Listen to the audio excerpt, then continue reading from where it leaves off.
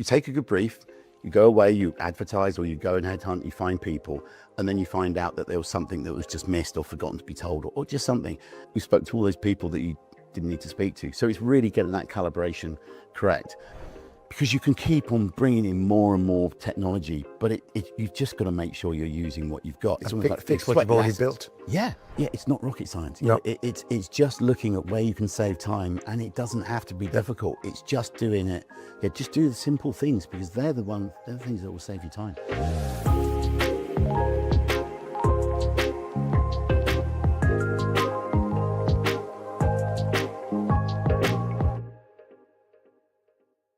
Well, hi, and welcome to another episode of the Hiring Excellence Podcast. I'm Johnny Campbell, your host for today, and CEO and co-founder of Social Talent. And today we're going to be talking about AI adoption, something that I think all of you are somewhere in the middle of. Maybe you're quite progressed, maybe you're not. We'll talk about one company's journey, hopefully kind of extrapolate some lessons out for those of you who are beginning it, maybe more advanced, thinking about what you're doing in AI. We're joined today by our guest in the beautiful Villa Rosa.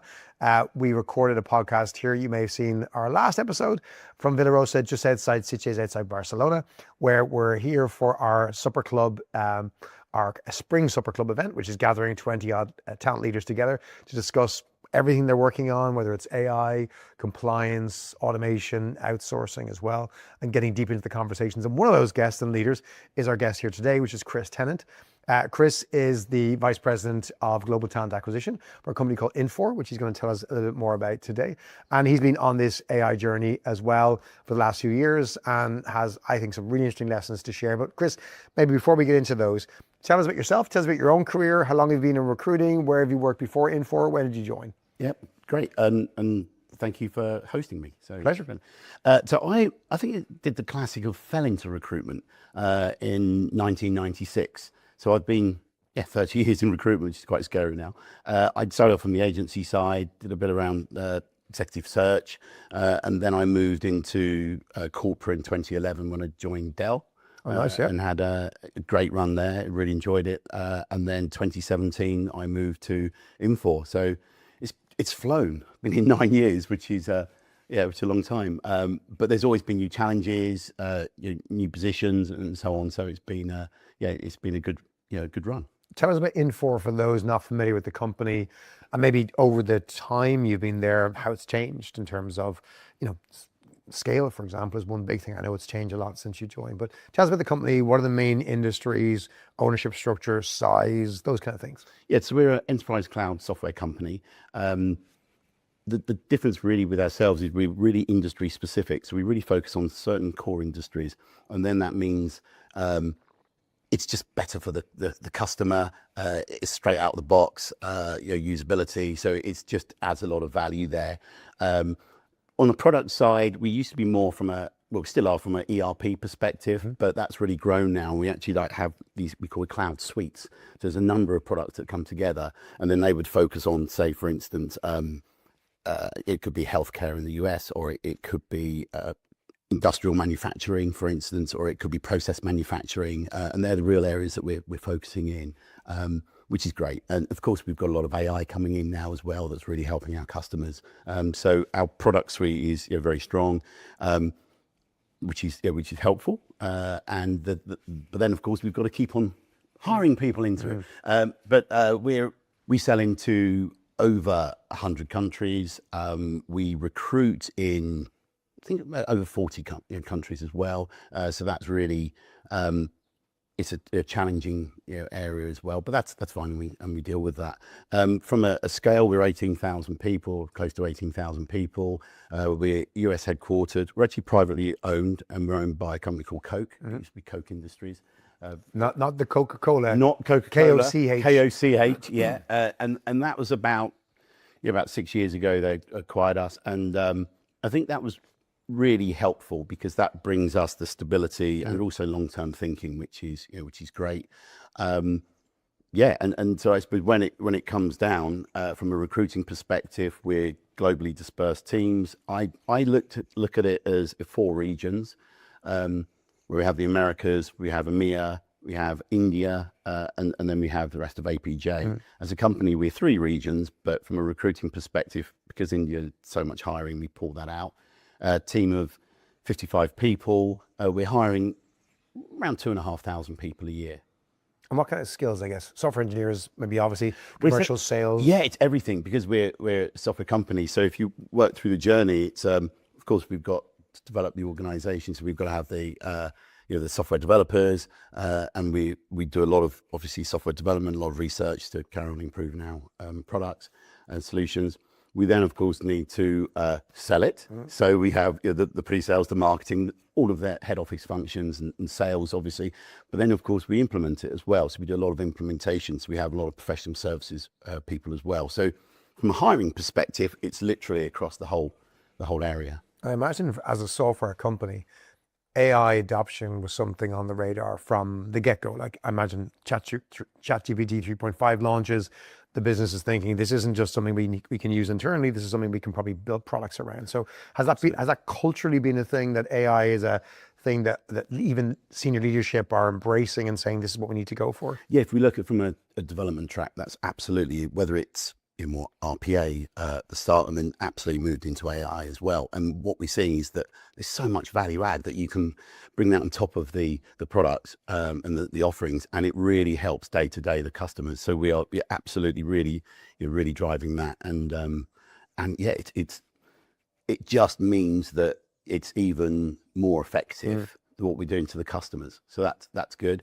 From a skills perspective, it's always interesting, because if you say, I want someone with multiple years AI, it hasn't been around that long. So it's so from that development side, it's really looking at hiring the right people that we call it contribution motivated, someone that can really come in and it's more than just a job, and they can really provide good ideas, they listen to, and they want to evolve as well. And that's something that hiring the right people is really really important, especially as you are developing new offerings. And within the TA team, so when did the AI journey begin, and how did it begin?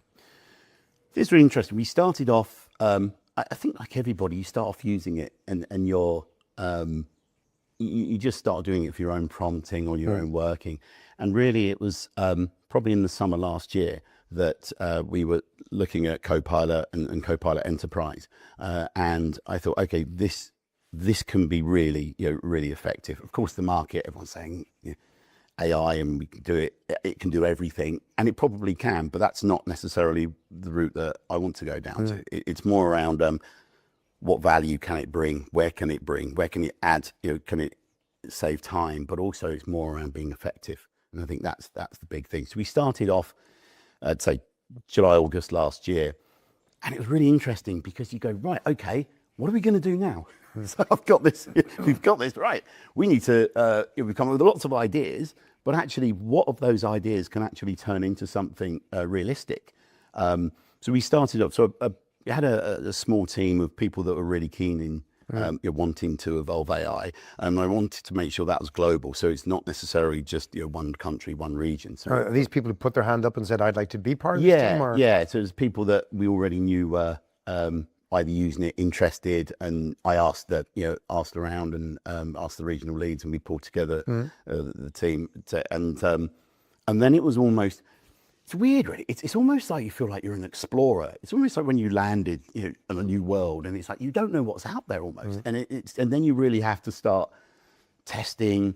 What if? Can this work? Oh no, that doesn't work, and so on. So we went through. I think we went through well, first of all, we actually looked at how much time we spent on it in certain areas in the recruitment process, and then say, okay, what can we actually take out of that and use it?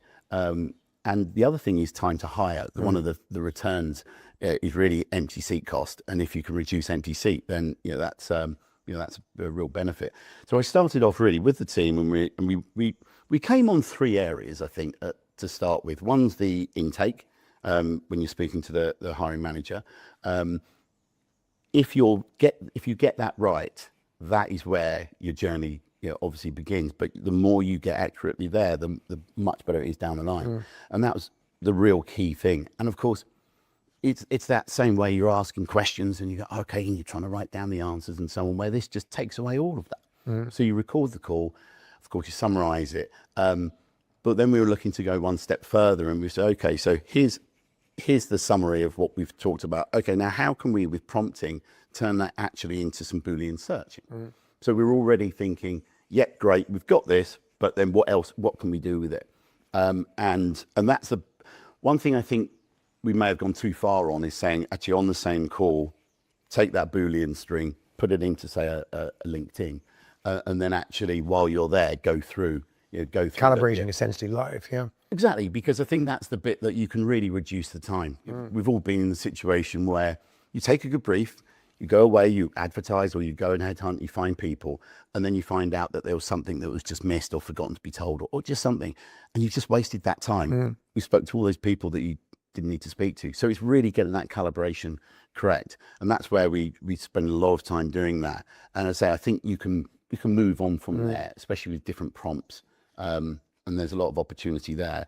And then the other couple of areas is candidate screening. Again, big thing, making sure we're compliant, making sure we've got permission from the candidates and we tell them and so on. But it's really, again, you can ask the questions rather than write down the notes. And what we're finding is then you can actually go deeper. And you're asking more questions, and then you can really get down into some of the core competencies that you need for the position. And I think that's the big thing. And then with the certain prompts that you put together, it will mean that when we take the information, then when you look to submit it to the hiring manager, it's almost pretty much there in the summary. So we've been playing around with those, that structure, which is, again, a time saver, and we need to tweak that. And I think that's what we'll be looking at. But that was a big thing. And then the other thing we have is something called a knowledge share, which is really important in every position. And that's where, just say you've got the final two candidates and you have different people focusing on from the hiring manager or stakeholders, they're interviewing at different parts and focusing on certain competencies. We bring everyone together and say, okay, right, let's have a wash up. Who do we? Is there someone that is the preferred candidate? Okay, why? Why are they? And it's really capturing that information as well. And again, the recruiter can be listening, and rather than and asking and delving into why that they're a good fit for the company. So the three of those examples, it sounds to me that they're agents you built that sit in on the Teams call with, say, the first instance, the recruiter and the hiring manager on that intake or strategy call. Yes. The second, again, with candidate's permission, is the Teams call with the candidate interview to do the assessment and transcribe the notes, give support. Yeah. And the third element is the wash up between all the recruiters and the interviewers and the hiring manager. Yes. In terms of trying to summarize that. Absolutely. And that's all built in-house by the team?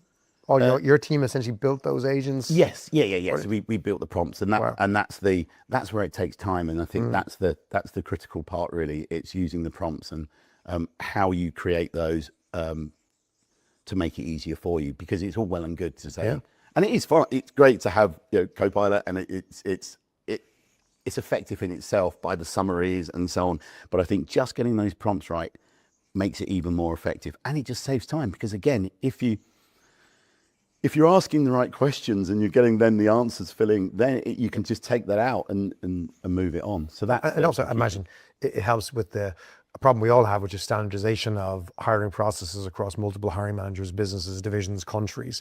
If you have more of these standardized agents or prompts across these different calls, you can begin to have a consistent experience, hiring manager, recruiter experience, wash-up experience, candidate experience as well. Absolutely. Build that consistency. And also it's very good for if you're a junior recruiter or you just may have recently joined the company, when you've got the prompts, it actually helps you have a stronger interview, I think, and a stronger strategy call, because you can really pull out the information we need. So again, it's we don't want to turn people into robots, but it's just having that guide, and you can ask other questions, of course, but it's just these are the key areas that we want to pull out. So absolutely. I'll go back to you mentioned that you touched on very at the start some of the ROI expectations. So what have you seen so far have been some of the kind of outputs of this, the benefits of having these three different agents or products, so to speak? Is it speed? Is it quality? Is it a combination of those things? Yeah, I think actually measuring time to hire is always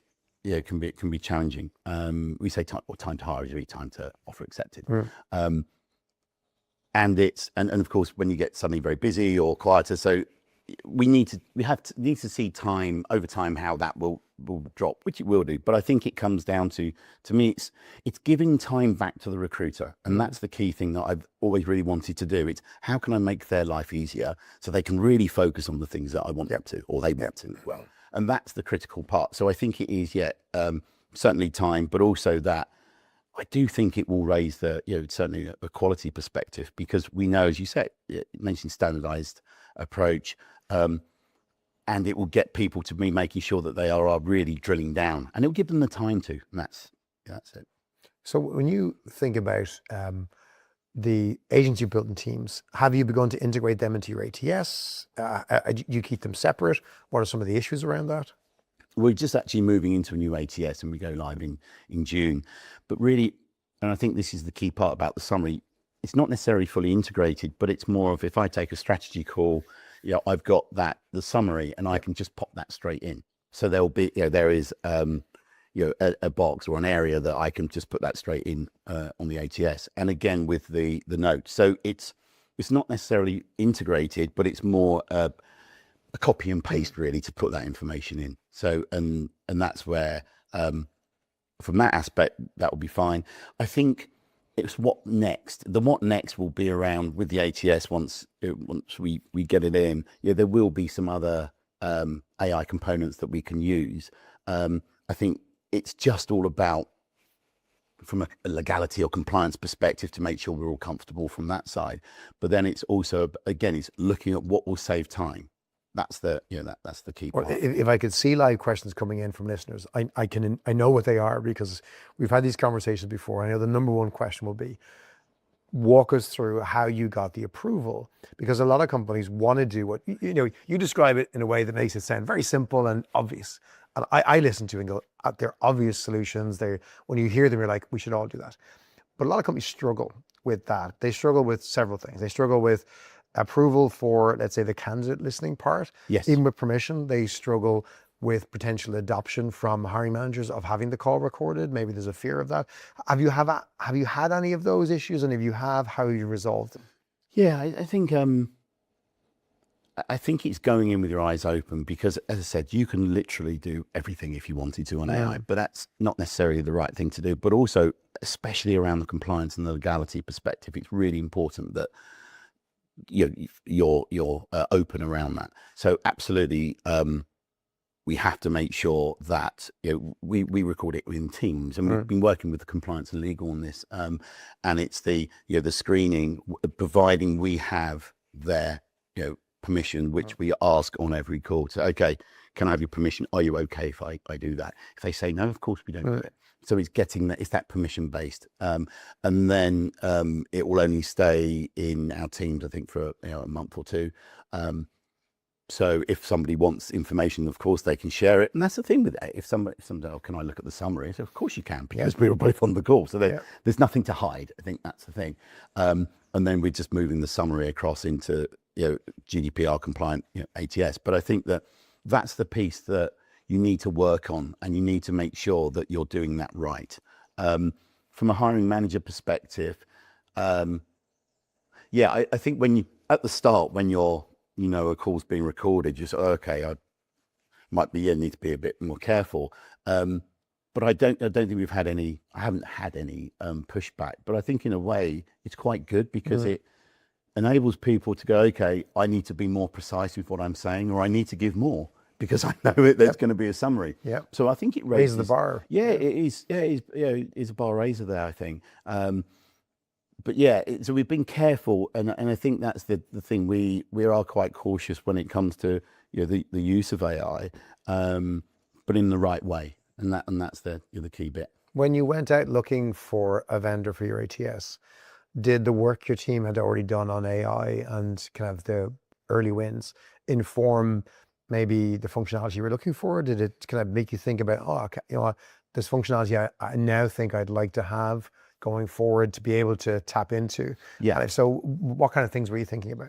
No, absolutely. That's a really good one, because it just opens your eyes, and then it's the what next question, and having that base. But I think the other thing is that you get a lot of ATSs will sell on, we're all completely AI, we do everything. And again, that's not necessarily the best approach, or from my perspective, or from Infor. But what it showed is actually, if you're not careful, you've got too many different types of AIs. You don't need them, so it's use what we've got. Yep. So from a Copilot perspective, and I'm sure there will be some integrations moving forward, but it's taking some information and popping it into an ATS doesn't take, it takes seconds.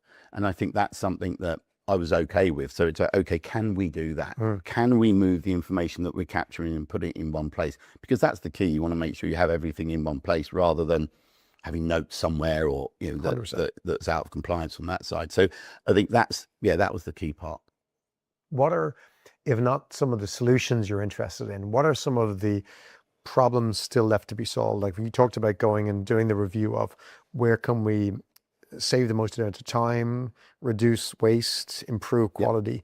You mentioned the 3 that you've already implemented, but what are some of the other candidates that the team have identified, or you're interested in saying, hey, I think there's more opportunity to improve our process, quality, or our speed wise in other areas? What are you looking at? I'm almost taking a breath for a couple of things. Once the ATS is in, then we can move with that.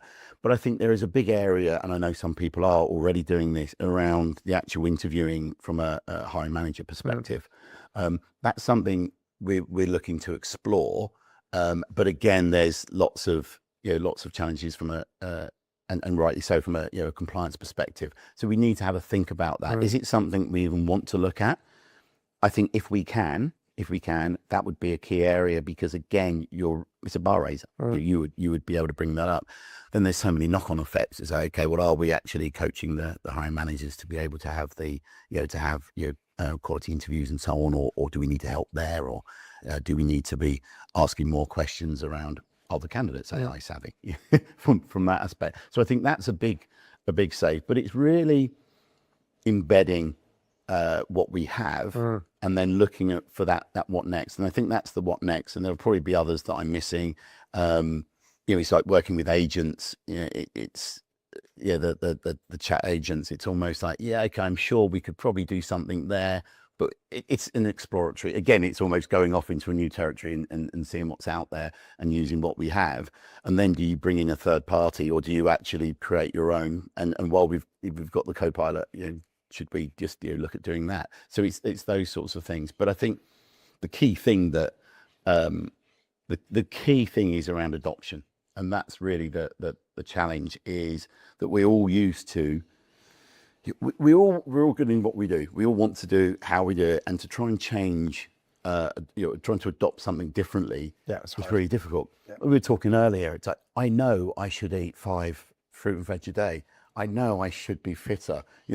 I know I should get more sleep. All of these things I know I should be doing, because it's obvious I'm not doing as much as I should do. And again, so you bring something in, and I think these are one of the challenges we've had. It's like, great, here we go. We know it saves time here, here, and here. Brilliant. Off you go. Go on, everyone. And it's like, of course, it doesn't happen that way. And you've got to, and people adopt at different speeds. I think, and you've got to be aware of that. But it's rather than just dictating, you have to do it. It's more bring people with you to understand why they should do it. And I think one of the challenges that, good challenges we've had, is when we put it out there, and then of course you're getting the user experience saying, well, actually that didn't save me as much time as I thought it would. And I go, really? Oh, okay, let's have a look at it. And it's that, what do we need to do? What next? How are we going to make that, how are we going to make that smoother for the user experience? And I think that's the key thing. It's because you can keep on bringing in more and more technology, but you've just got to make sure you're using what you've got. It's almost like fix what you've already built. Yeah. Did you find, Chris, because I'm sensing that building on teams, building in Copilot with teams, probably help that adoption, both from the compliance perspective, but also from the recruiter and hiring manager adoption, is you want to bring in new tools, you want to bring in new vendors. You had a trusted partner in Microsoft as an organization, which I assume you work with professionally outside of recruiting as well. So therefore, taking that approach rather than saying, I have a shiny new vendor I want to bring in as your first AI project, do you think that really helped that just get everything, get the trust? Absolutely, because everyone's using Teams. camera on policy, which is important, so we can actually see who we're talking to. And then it's just, when it's enabled, it is literally, okay, I'm now transcribing the call. And I think people are getting used to that a lot. And I think that has absolutely helped with the adoption, because you bring something new in, as we're going to be doing in a few months. It's again, that adoption piece is critical. But what I was keen on doing is saying, okay, we've made some changes. November, December time, we went live with saying, okay, this is what we want the teams to be doing. It just coincided with a crazy period of hiring. So, and it's like, okay, well, let's let that bed in. Yeah. And now we're going back and reviewing how is it working? What can we do differently? And it's the tweaking. And I think that's the key thing. It's use what you've got, get that up and running. Yep. And don't, because I'm terrible with the right, what next? Okay, right, let's go over there now. Let's run up that hill. And doing that, you've just got to give people to come on that journey, because it's not, the only race you're running is with yourself. So you don't have to be running fast. It's just running, it's like that slow and steady, it's just keep on, bringing things in, but making sure that adoption is key. I think that lesson around, to start with what you have, don't try and push forward with an external or new vendor immediately, because it can be just a challenge, right? Is a really big one. I hear that a lot. But also, maybe what we don't hear as often in the early stages, but I definitely hear it in more mature teams, is what you've done around trying to not make it something everyone in the recruiting team does, but you pick the select few and maybe concentrate working groups, work streams on what are our initiatives we want to go after, build it. I assume leave everyone else to fill the roles that still need to be filled. Well, exactly. And the team, and so the team that we have, they're still full-time recruiters. So it's not a separate, organization. But it's really important to make sure that we bring people with, bring people with us on the journey. And I think that's the key part. And it's making sure then that, and of course, just because I don't have all the ideas, certainly not. And the team that we've got there, they don't have all the ideas, but it's listening, and it's out into the team calls, and it's like, has someone thought about this? No. Okay, well, let's bring that through. And it's those sorts of things that it's just making sure there's touch points with everybody, and you're not just in this, okay, well, we've done this, and right, everyone's going to now just run and adopt it. And I think that's the real big thing that worked with, rather than me and my team, my leads, because again, we're the leadership part rather than the actual necessarily the doing. So of course we know, but we're not physically there. And that was the key thing, posing challenges and saying, okay, this is what, can we do this? Now, go off and explore. And if we can, great, how are we going to do it? And I think having a small working group, but making sure it's representable for everywhere in the team, that was I think that was the big takeaway that really works. Chris, really appreciate you sharing the story. I'm going to ask you to maybe submit after this some of your ideas, your team's ideas, to the CXR Awards. They've got an AI award that they're be giving out in the next couple of months. I think you've got some great contenders of some in-house built team products. I think what we need is more ideas. I think more people need to hear, hey, we did this and we can build this solution. They go, I can do that too. My team could copy Chris's idea and Chris's team's idea. It's not rocket science. No. It's just looking at where you can save time, and it doesn't have to be difficult. It's just doing it.